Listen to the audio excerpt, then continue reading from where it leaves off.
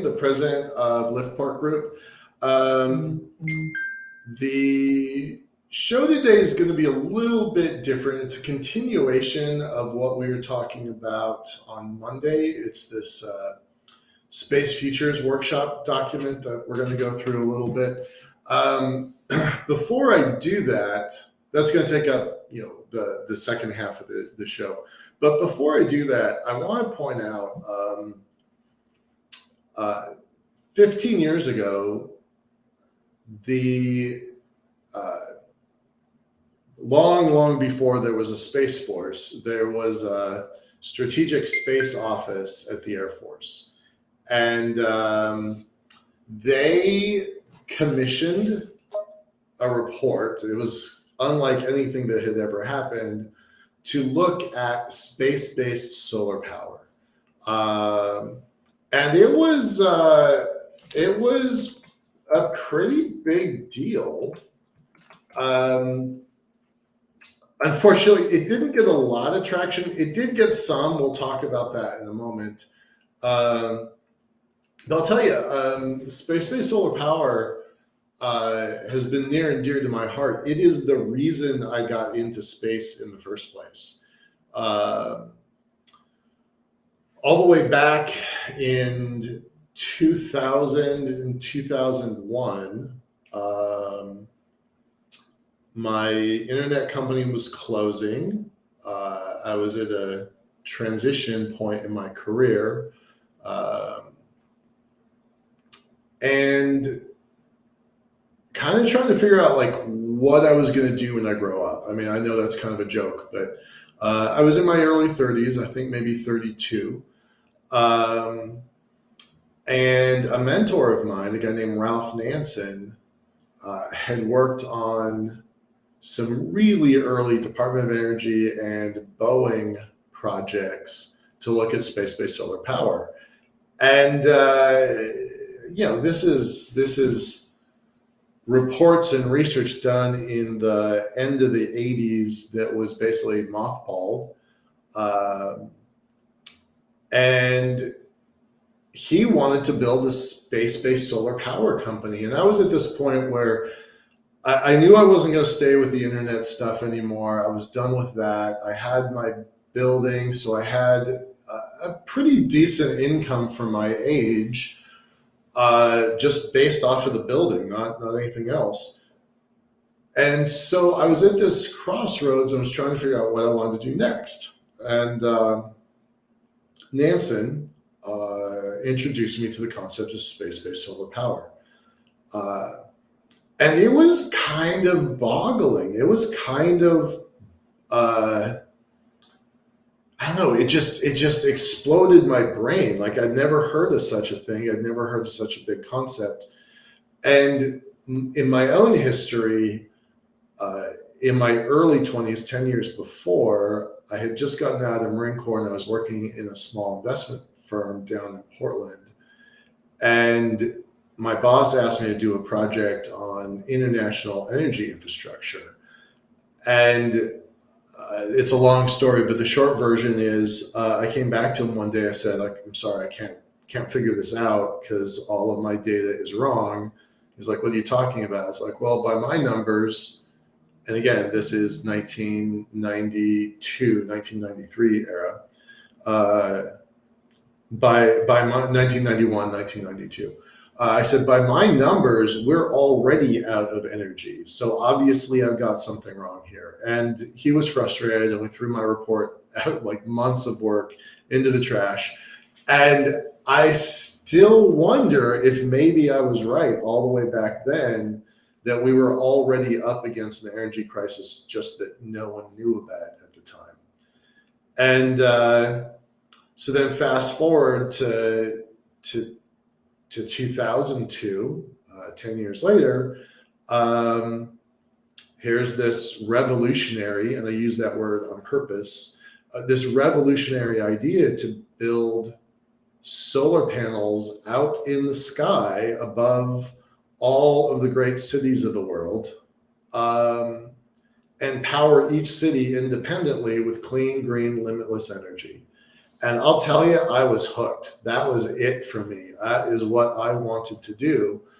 And then Ralph asked me to join his company, and he asked me to lead his company because he was an older guy, retired from Boeing. He asked me to lead his company, and it was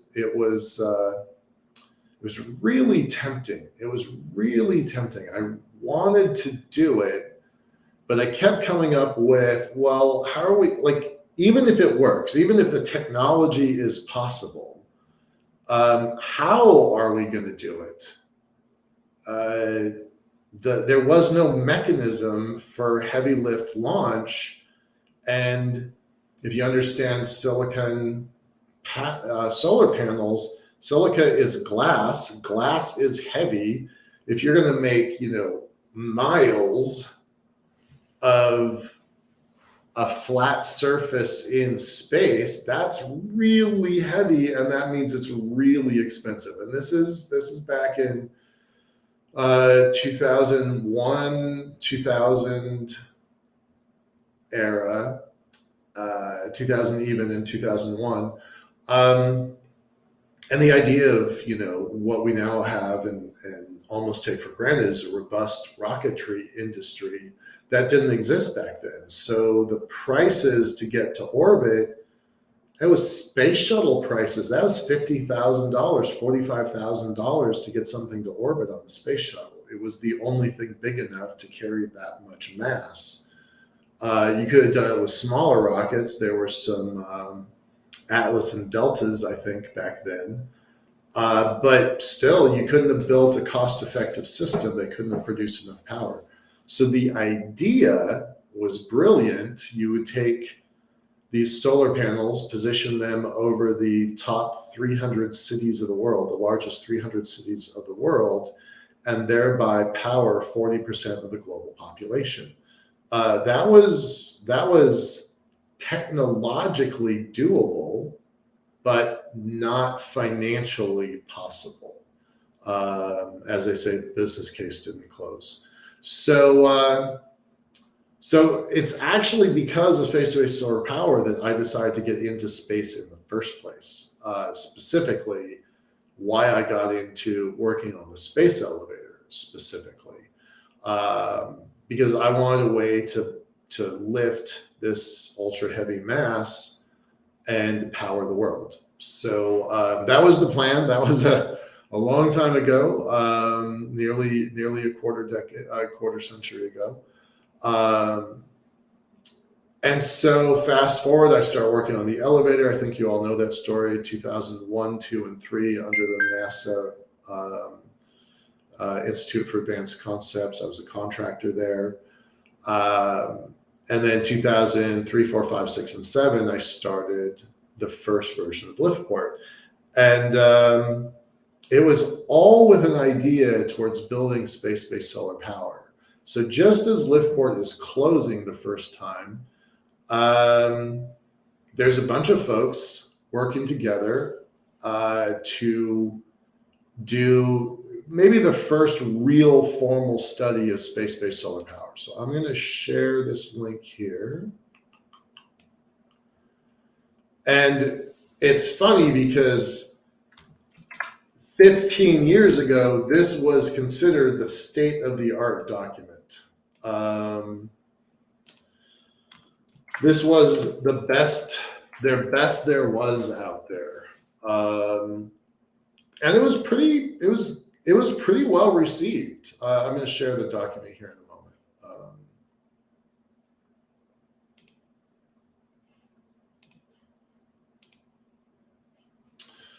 It was pretty well received, kind of, I would say, in Nerdsville.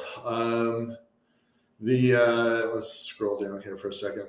The National Security Space Office was basically the highest level think tank that the Air Force had to offer for space stuff. And what they were trying to do is figure out how to build the first system. And it was called a feasibility study, which is kind of appropriate for the technology that they had at the time. And it was crazy because the professional space community did not take this thing very seriously. I wish that they had. Garrison's lament a couple days ago, and I saw this on LinkedIn, was that, imagine where we would be in the development if this document was taken seriously 15 years ago. But importantly, I'm going to share this screen instead. The National Space Society, they've been around for 30 some years. Their big conferences this week. So if you're going to Texas, have fun. It's going to be a great adventure this week. I usually am a participant at that, but I am not going this year. But the NSS, National Space Society, has been really supportive of, has been really supportive of the idea of space-based solar power. They have been for a really long time. So you can find the document itself on that page. But there's other stuff here too. They've got some photos, some audio, they've had some conferences. So they actually have quite a bit of stuff around. They have a whole library here, their space solar power library, and they've got a homepage. So if this is a topic that you're interested in, I definitely recommend it. The NSS is probably the strongest public advocate of this technology. Now, fast forward, Air Force Research Lab does in fact have some experiments going right now. We've had some of their people on earlier incarnations of this show. Maybe it was 2 years ago. So there definitely is a lot that's happening in this sector, but boy, it has taken a long time. It has taken a long time. So this document, what is it? Well, first of all, they did it digitally over internet discussions. So now we would completely take that for granted, but 15 years ago to do research virtually was virtually impossible. So that in itself was pretty innovative. They did not have a very big budget for this thing, so that they were able to pull it off at all is pretty interesting. I was a part of that study. There's a funny moment here. I am not named by name, and I'm not named. The company is not named. But there's 2 references to space elevator in here. They don't say it's. Whoops. Let's do that again.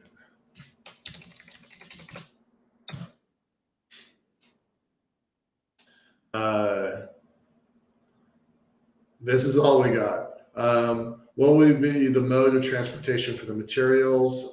Further alternatives include gun launch, electromagnetic or maglev, a space elevator, or a hybrid tether system or sky crane, where suborbital launch vehicles dock with the bottom of the boosted tether and then climb their way up. Launch from the moon or asteroids is typically via electromagnetic means, otherwise known as a mass driver. So that is it. That is out of, gosh, I don't know how many pages this is, 75 pages. That's all we got, is like one simple sentence. I thought it was in here twice. Maybe I'm wrong about that. Okay. So that's it. That's all they wanted. I was still working on the Earth elevator at the time, so I was not looking at the lunar system. I am still convinced that building an elevator on the moon is the fastest way to build space-based solar power systems. This document's worth reading. It's definitely worth it for the historic elements. Their study group was a bunch of people, nearly 200 folks, all contributing, their best knowledge. It was my first interaction. I don't think I met Colonel Garretson at the time. I was speaking to Colonel Smith, Coyote Smith. He was my main point of contact back then. So that was the first time I'd ever encountered those folks. Look, the recommendations, build it. I mean, it's not any more complicated than that. Retire technical risk, retire business development risk. I think their architecture is a little dated now. This picture still pops up in the literature. This is still one of the most popular designs. John Mankins and his company have evolved this quite a bit.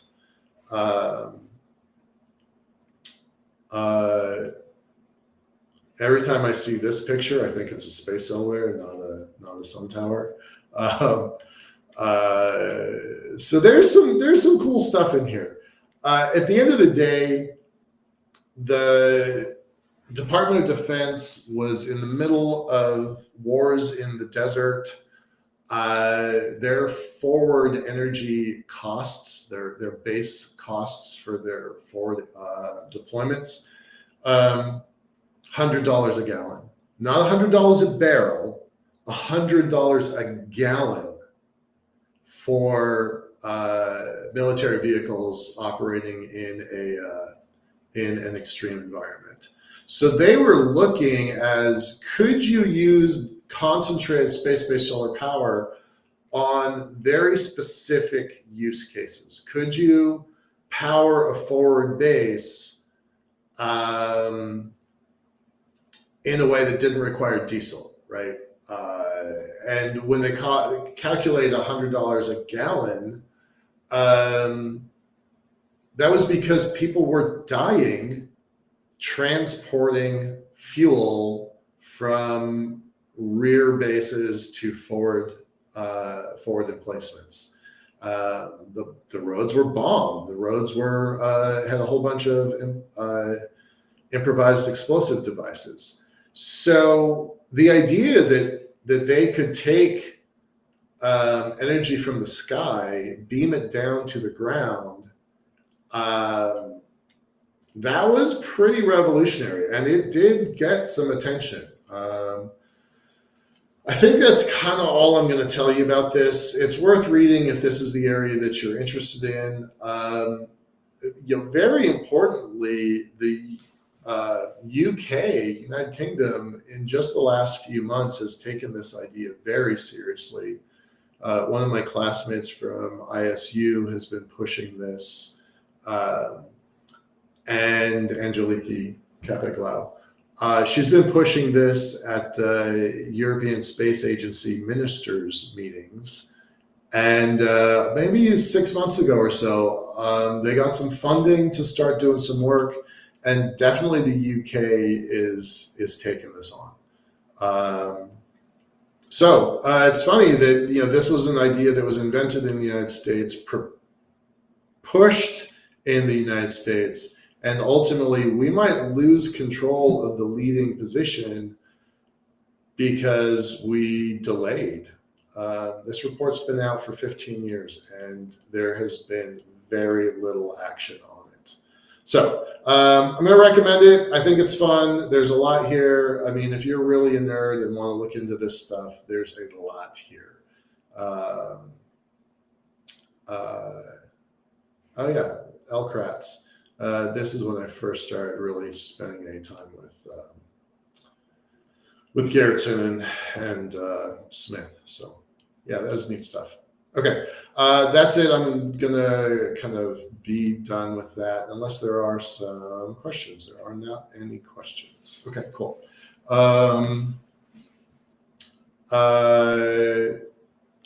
There is a point from, yeah, here we go. Here, let's talk about this. Thanks. There's a point from the audience. So I just mentioned the Air Force Research Lab is doing space power beaming. They have a couple experiments. The Spider one is the biggest one. I think they have 3. This one's in orbit or just came down.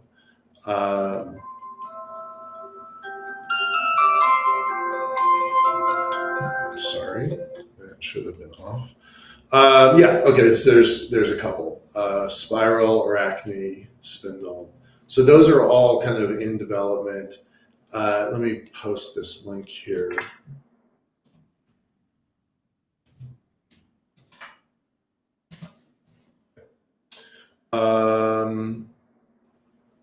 Thanks, Leah. Appreciate that. So this video is worth watching for sure. I'm not going to play it because it feels a little contrived to play a video on the video channel. But this video is definitely worthwhile on the YouTube channel. And with that, I'm going to close out talking about space-based solar power. Okay. Let me switch gears here.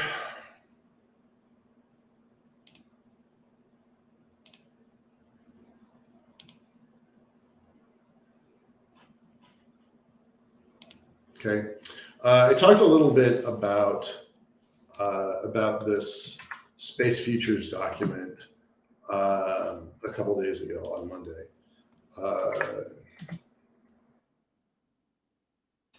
And I lost my page here. Dang it. Too many tabs open.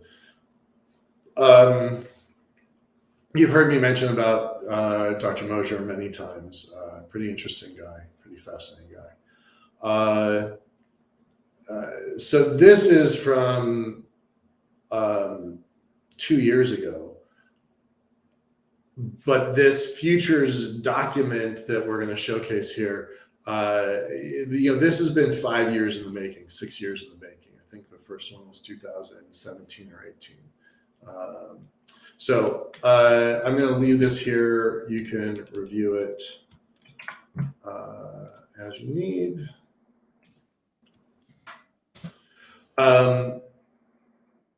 But this futures process is really important. So we talked about it a bit on Monday. So I'm going to go into it some more. Next week, we're going to dig into the bottom of this. There are these vignettes, these stories that we're going to dig into, pretty kind of fun. I think it should be kind of a fun exercise. I would love to have some communications from our audience. If anybody wants to be a part of that, that would be really fun. I'm going to post the link here. So this document, it informs, it is not the Space Futures 2023 document. This one is going to add information to that future doc.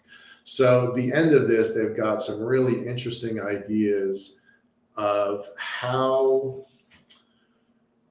developing cislunar space impacts U.S. Space Force.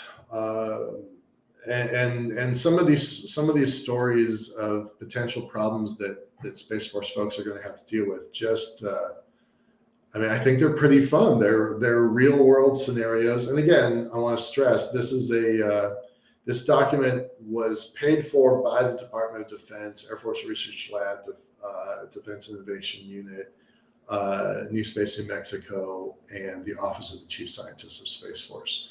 So, trying to understand from their perspective what the future looks like is pretty important. I mentioned Mosier earlier, just a few minutes ago. We were having a conversation about how, just the right bag of sand, the right sandbag launched into orbit and then, dispersed could be a really bad day. And everybody knows that. Like, there's nothing classified about that scenario. It's called Pearl Harbor in space. It's got a name. It's kind of a big deal. But so they took that idea of sandbags in space and they said, okay, well, let's apply it to the moon. And then we just read this directly. The US has subsidized a basic power grid on the moon to enable an expanding lunar industrial facility. An unfriendly competitor has a quote unquote emergency requiring it to thrust in an area creating sandblast, which severely damages a megawatt lunar nuclear facility. This requires immediate aid, enabling rapid retrofit of radiators and personnel to fix them and/or evacuation of lunar personnel. Long-term shutdown could make the U.S. facility non-economically viable. Abandonment could cede key terrain to occupation by the competitor. The commercial tenant requests emergency support from U.S. Space Force. So on Monday, we were talking about how 4-star General Salzman doesn't think that their mission really adds up to the requirements, right? The mission, in his words, was kind of a dud. So here you've got, and this is, I think this vignette is a very possible scenario. Here you've got a commercial operator, having sand thrown in his face, kicked in his face. And all of a sudden, does U.S. Space Force have to respond? Do they have a role? That's an as yet undecided question, right? So we're going to tackle several of these vignettes. We're going to definitely focus on the lunar ones especially, but there are several in here that are very interesting. So I'm going to skip all that. I'm going to go back to where we left off the other day. As a refresher, there's a couple parts to this document, but the piece I want to pay attention to is the stuff we didn't work on the other day. How big is the space economy, right? And this is in 2032 terms or 2045 terms. They think that the very smallest is $6 trillion. 2032, I'd be really surprised if we hit that mark by then. We're at $500 billion now. That's 12x growth in less than 10 years. That seems challenging, but not impossible. I definitely don't agree with a $10 trillion economy. That's half the economy of the United States, the current economy of the United States. So I think they're on the high side, but I could live with the 6 trillion. I might have put it between the 4 to 6 number myself, but there's a lot of smart people that did this analysis, so this has been the number they agreed to. And then what do you absolutely have to have? Well, you need internet connection, reliable communications architecture. We all take that for granted. This call that we're on right now is only possible because of we take data for granted, but we can't take data for granted in space. The architecture isn't there. The infrastructure isn't built out yet. So how do we support 99.9% uptime? That's going to be a really tricky question, right? What capabilities need to be defended? Data architecture, logistics, and spectrum agnostic communications, right? We need to be able to broadcast what we want, where we want, when we want, and we got to know that the data is real. I'm going to skip some of this stuff. It is definitely worth reading this document to get into some of the details here, because there's some pretty important stuff in here. I paid less attention to the 2045 extrapolations, mostly because I think it's really hard to predict that far out. I've got a reasonably accurate crystal ball,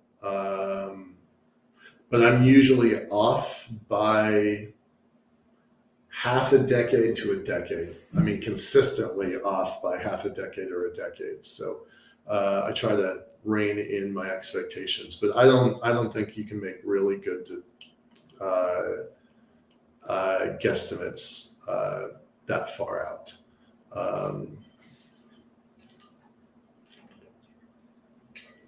All right, so their optimistic narratives are that the U.S. has the majority of market share of a $10 trillion economy. I do think we probably will have a dominant role. You've already heard me question the $10 trillion number. And it's funny is that I don't really have good evidence for a number one way or the other. So I am biasing on the low side. But if you watch the internet grow from 1995 till now, easily that surpasses a $10 trillion economy. So is space going to grow at the same level, the same speed? I really don't know. I think it might. So that might be me reversing my opinion, just like on the fly. All right. And the other side is we only have half of the market share, and it's only a $6 trillion market.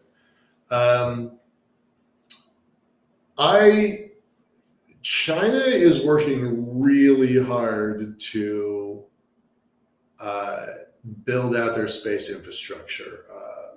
And one of the advantages of an autocratic system like theirs is that they decide to fund something, that thing gets funded. And they are doing that. They are doing that in space. New space stations, new lunar development, new rocketry, credit where it's not due. There's a lot of copycat stuff there, but nevertheless, I mean, there is a strong chance that they are going to put a lot of capital behind going to space. And if they do, that definitely makes it financially challenging, because the systems that we operate under are different, and I don't know. I have a hard time thinking that America will cede that big an advantage. But if we do, that's going to be a game changer for the world. I was in an event a couple days ago, and I said that whomever controls EML1 controls cislunar space, and if you control cislunar space, you control the world. So it is the most valuable real estate in the solar system, and we're pretty determined to get there soon.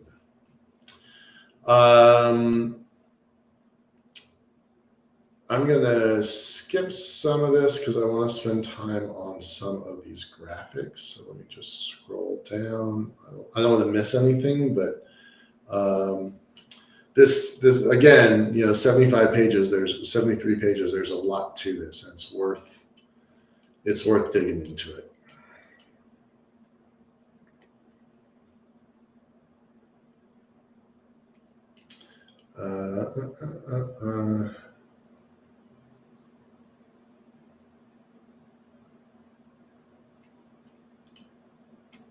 Still looking for the piece I was looking for. Okay, I'm going to skip this stuff and just scroll down to the graphics.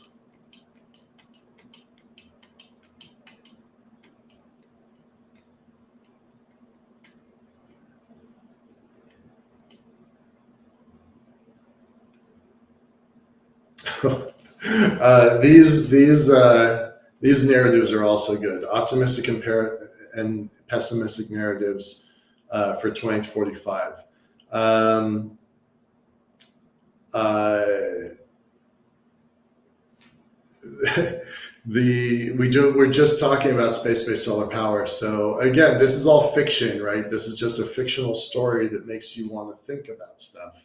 By 2032, the European Space Agency and the Chinese space solar power demos are successful, drawing wide-scale investment in heavy launch at scale and lunar industrialization. By the way, that is exactly where I want our world to go to. I really do want that to happen. Tourism has expanded. SpaceX is operating a low-cost transportation to the moon and has begun deploying significant infrastructure. I would argue that this document came out in November of 22, and just last week, in May of 23, Blue Origin landed a $3.4 billion contract to go to the moon. So I don't think it's just a SpaceX only game. And I think that's important. So that's new information, right? So I'll continue reading. SpaceX is operating a low-cost transportation to the moon and has begun deploying significant infrastructure. Lunar power and human presence are doubling annually. Doubling, cool. Doubling, 1 to 2, great. A year goes by. 2 to 4, a year goes by. 4 to 8, a year goes by. It doesn't take long for that to turn into a pretty big number. The worldwide demand for space-based solar power and nuclear power production has matured significantly, driving expanded production of finished goods. The combination of artificial intelligence, machine learning, and robotic technology achieves partial self-replication. So I love the idea of 100,000 metric tons per year coming off of the moon. That would be neat. I would like that. So I like that scenario. The opposite is in 2032, Starship explodes during a fueling in orbit, resulting in complete loss of life of all 86 passengers. Oops. News outlets show photos of frozen corpses, and the event is live streamed. That is very possible. I just, my little editorial here is that is really a thing that could happen. The industrial sector relies so heavily on lift capability, this event has had outsized impact across the sector and progress stalls. Investment in space is significantly reduced. Commercial interest has slowed. Companies dependent on Starship's reduced launch costs have collapsed.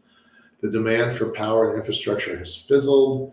Chinese progress continues and surpasses progress made by the US and its allies. The Artemis program collapses. China becomes the primary provider of space technology and services. Power generation projects are behind schedule. So that could be a problem, right? And that's the fun of playing with crystal balls, right? Like it could go both directions. It could be everything is awesome. We start getting a lot of power systems built, like I just described. 40% of the world's population could be energy independent, or nothing, right? So I think that's kind of fun. I'm not going to get into the Space Force takeaways. We're going to keep going. Again, I'm only hitting highlights. This document, there's some pretty cool stuff in here. This list, by the way, this is the attendees list. This is definitely worth paying attention to. I have stories about a lot of these people. I don't think it's appropriate that I share those stories, but I will say that we've had Dr. Zahir on our show. Casey Angla-Durad has been on our show. Greg Autry has been on our show several times. we have asked Stephen Buteau several times to join us. He has not, except for under the heading of the Foundation for the Future when we did the Blue Marble Week and Conversations for the Future. Bradley Cheatham's been on an earlier incarnation of the show. So I tell you all this because, you know, our show's pretty cool and you should go back and watch, you know, earlier episodes. And of course, I've mentioned Garrettson several times.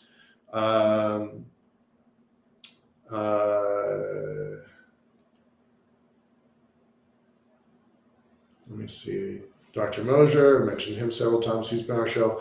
I told you he was going to be on our show. It's probably going to be June. Speaking of which, we just got notified that Lori Garver and Bob Werb are going to be on our show soon, so that's going to be neat. Let's see. I don't think there's anybody else. Oh, nope. Yeah, so I know a lot of other people in this thing, but those were the ones I wanted to highlight because they have been on various shows that we've had. Okay. So some of the stats, some of the demographics that came out of this. So before the meeting happened with almost 70 people in Colorado Springs, they sent out a survey, and the survey is now closed, but this is the part I kind of wanted to get into. So there were about 70 people that responded to this survey. Mid-career, late career, early career. Me, I filled out this form, so I'm going to show you what I said compared to everybody else. So we're a small company. I have more than 25 years, so I'm in this category. So that's the largest category. That's 17 out of 70. I think it's 69 people. So a lot of this was very, very commercially focused, right? You add this number and this number and this number, you start getting very commercially focused survey.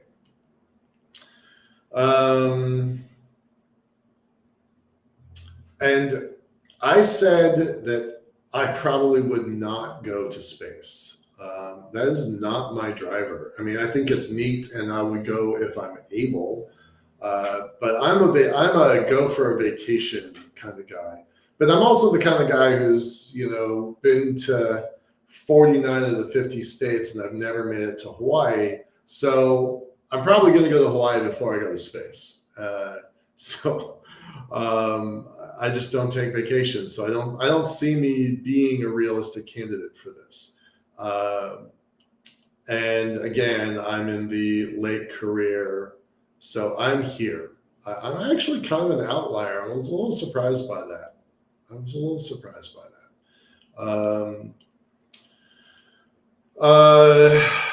Questions. We're gonna do this individually. What will be the level of space activity and assets in 2032 compared with today? I think anybody who is listening to this show is going to probably be on the optimistic side and say far higher level today than today. And they're saying more than double. I think it's going to be way more than double.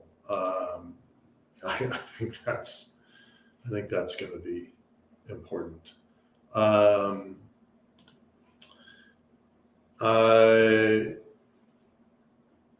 What are the factors that are more important by 2032? Commercial space investment. 3/4 of the respondents said commercial space sector. Well, that's fine, but again, look at how it's biased. Most of the respondents came from the commercial sector. So, no surprise they're going to say 50 of the 69, 51 of the 69 said commercial sector.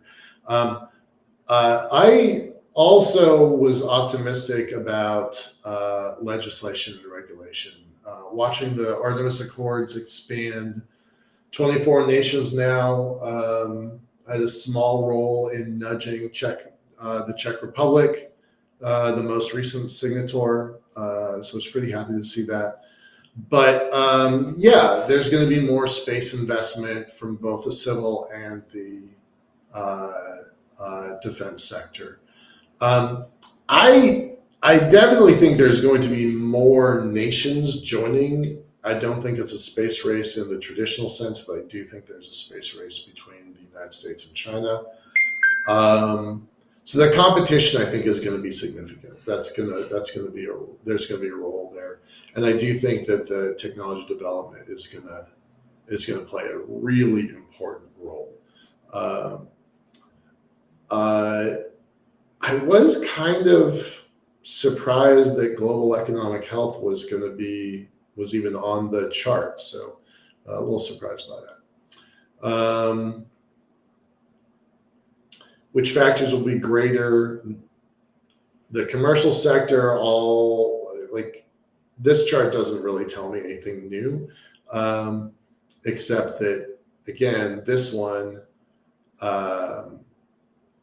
the governments, the NGOs, the defense sector,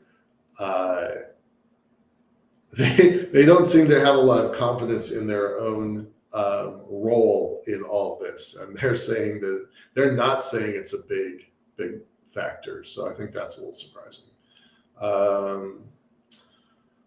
I think I'm gonna skip this one. It's kind of an eye chart, and frankly, it doesn't make a great deal of sense.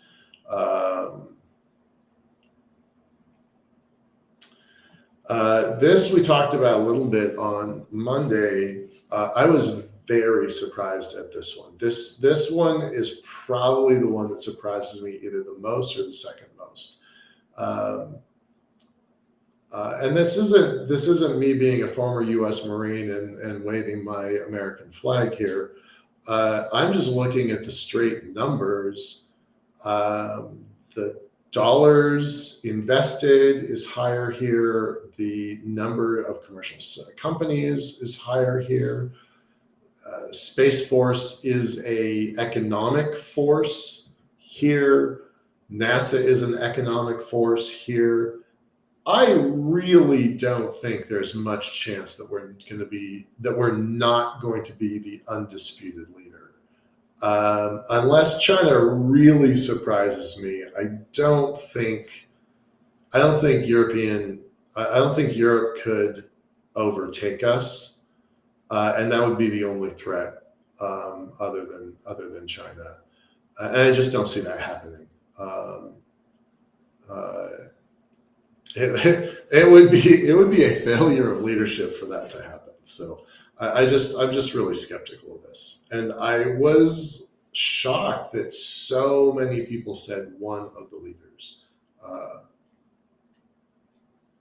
Now that said, I'm very impressed with the Indian space program, the Israeli space program, the combined work of 17 nations in Europe. That's a great space program.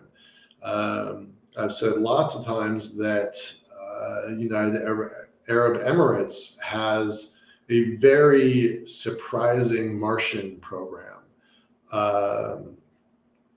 So there are definitely going to be new and emergent leaders, but they're not going to be leading the United States. I would definitely bet my reputation on that one. Yeah. Again, remember, this was a US DoD funded report, so I suspect most of the respondents are American, although I have not seen stats for that.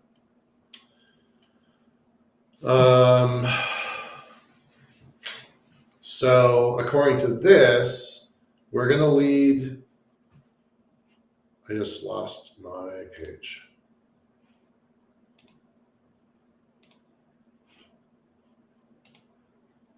Sorry, I lost you for a second.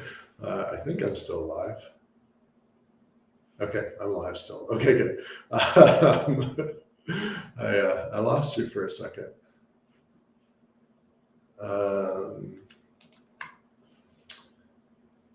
Give me a second, come back. The commercial sector is going to lead, one of the leaders. I don't know that this gives us all that much. I was surprised that none of the large commercial companies said that we were going to be the undisputed leader. That is boggling to me. None of the defense people said we were going to be the undisputed leader. That is boggling to me. It also makes me wonder if the defense people know something that I don't know. So maybe I'm going into this with a little bit of rose-colored glasses. But that really surprises me. No commercial sector respondents said we were going to be the leader, and no defense respondents said we were going to be the leader. Yeah, so that really surprises me. And I really don't understand who says we're going to be commercially following. I don't understand that. I do know that the UK has done a really great job in building up their small sat community and ecosystem.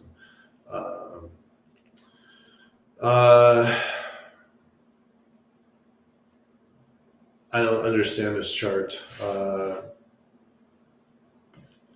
I don't think it's any different from before. That doesn't make any sense. How many countries will have active space military services like U.S. Space Force? Spoiler alert, there's already 4, right? There's U.S., UK, France was first after us, China, and Australia is building one. So there's 4 active and the 5th in development. That's current. So whoever wrote 5 and 5, they're kind of late to the party. So there are going to be, quote, more than today. That's the only answer. But it's going to be most major space nations will have a defense component. Space Force was a long time coming. It was first proposed during the Reagan era. It was then later proposed under Bush's 1 and 2. It was then later proposed, and it got its real defining characteristics at the end of the Obama administration, and then of course Trump finalized it. So it's been a long time coming, and other nations are already following this path. So yeah, the answer, more than today. This one has a little bit more nuance to it. It says most developed nations. This is my category. This is where I would say it is. I mean, it's a cop-out to say more than today, but this one is a little bit more nuanced. So that's where I landed.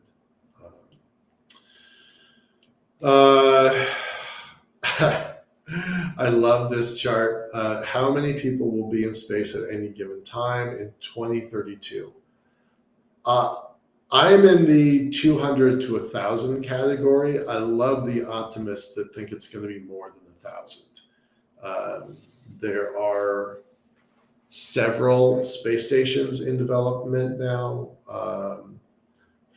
3 governmental programs. And by the way, if you're talking in space, you're also talking about landed lunar settlements and potentially landed Martian settlements. By 2032, that seems like a stretch, but it does seem possible. And given our conversations on screen with Dr. Robert Zubrin, in 2032, there might be folks on Mars also. So I'm sitting in this 200 to 1,000 number, whereas the bulk of people were like, maybe we'll get 20 to 200. Again, spoiler alert, these folks that are like fewer than 20, we have 14 today. So give us 10 more years, give the world 10 more years. Yeah, we're gonna have more than 20. I'm 100% sure of that. So yeah, that's gonna happen. That's a thing. So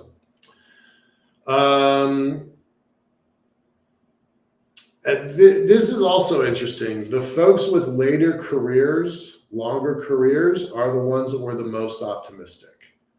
That's kind of cool, I think, right? They're the ones saying, me, I'm talking about me, we've got some experience, we've got some been there, done that street cred, and we're the one biasing towards these larger goals. Now, that's not to discount what's happening at the 20 to 200 line. But if you just look at the career stages, the older folks, the more experienced career folks are biasing towards more people in space. I think that's really neat.